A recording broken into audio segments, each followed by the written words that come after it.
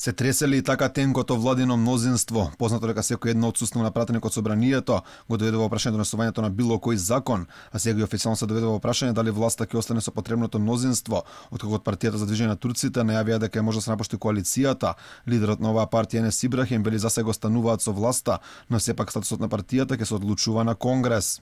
Ние се боревме против режим и сега нема да дозволиме некои локални шерифи да го газа достоинството на турците во земјава. Како пратеник за сега останувам во парламентарното мнозинство, ама за понатаму се отворени сите опции. Наскоро треба да донесеме одлука за одржување партиски конгрес пред локалните избори, каде што ќе се носи одлука за тоа дали остануваме дел од владеачката коалиција. Несогласување со политиките на СДСМ изразува лидерот на Демократскиот сојуз Павле Тројанов.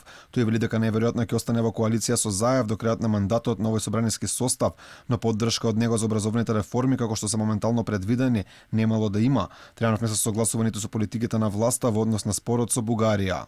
Прво, изградиме став дека за овој концепт сврзан со реформи во образованието мора да се отвори широка расправа и што е најбитно, сосема јасно, гласно го кажува нашиот став дека историјата мора да остане посебен предмет.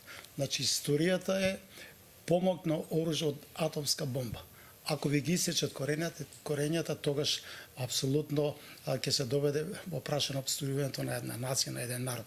Затоа сме категорични против. Значи, нема да гласате за оние законски измени за кои што се разговара во собранието? Законски измени во кои што историјата нема да биде посебен предмет, ние нема да поддржиме. Инаку превирањата меѓу партијата на турците и СДСМ го се закануваат да се прошират на централно ниво, започна на локално, поточно во Радовиш. Енес Ибрахим ја поддржува одлуката на неговите сопартици од Радовиш, чија општинска организација реши да го напушти мнозинството на локално ниво.